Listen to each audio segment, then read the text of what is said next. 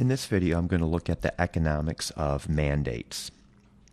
So first, we're going to start with a labor market. We got the firm's labor demand given by this equation and household labor supply given by this equation.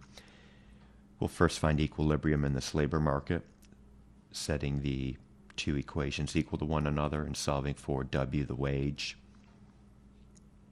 So adding the W terms here, adding 2W to both sides.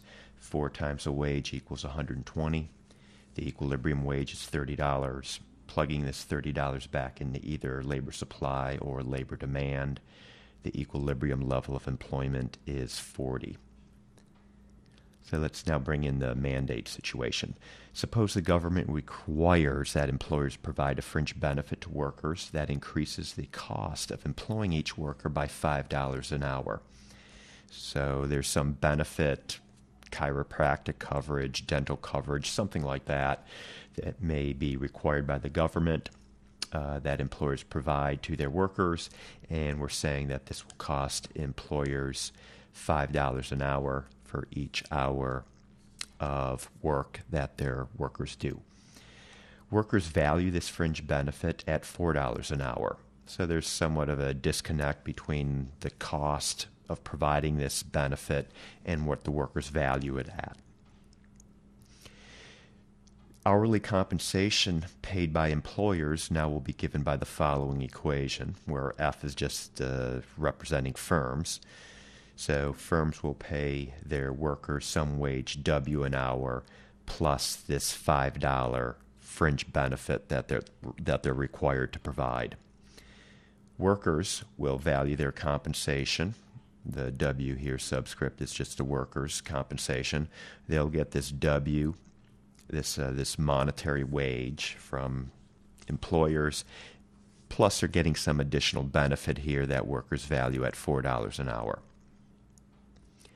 Right, taking this information into account is going to affect our labor demand curve. Here's our old labor demand curve. Our new labor demand curve will look like this, where we're just going to substitute W plus 5 in here for W subscript F. Okay, so from the firm's perspective, this will be the new labor demand curve. In essence, it's going to decrease. The labor supply curve will look like this. Okay, our original labor supply curve, now making our substitution in for W subscript W.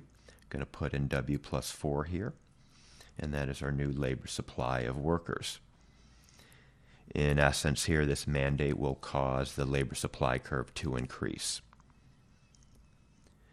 So rewriting our new labor demand and new labor supply equation. I forgot to write new here, so our new labor supply.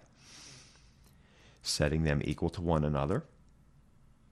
And now just simplifying, just multiplying this minus 2 by what's in parentheses here, this 2 being multiplied by what's in parentheses here. Collecting the W terms, we're going to get 4W equals 102. Dividing through by 4, the new wage is $25.50.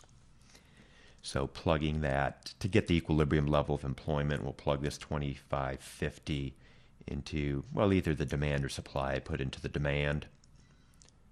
Then simplifying the math here, our new equilibrium level of employment is 39, so the equilibrium level of employment is lower under the mandate in this situation. Now let's look at the hourly compensation paid by the employer. Employers are paying workers $25.50 an hour, plus they're providing a fringe benefit that costs employers $5 an hour. So when all is said and done, hourly compensation to employers has increased to $30.50.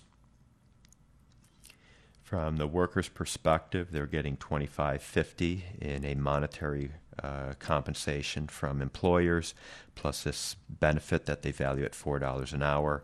So total worker compensation now is $29.50. You'll notice both employers and workers are worse off here compared to the compensation, the hourly compensation, equilibrium compensation in our example without the mandate. Firms are paying more and workers are getting less now. So kind of to sum up here the economics of what's going on, providing this mandate creates a net loss of $1 in this situation. Why? Workers value the mandate $1 less than its cost. Workers value the mandate at $4. It costs firms $5 to provide. Half the cost of the mandate is paid by firms in the form of higher compensation. Firms are paying 50 cents more per hour. The other half of the cost of providing this mandate is paid by workers in the form of lower wages, lower compensation. They're getting 50 cents less than they did without the mandate. Okay, I hope you found this video helpful.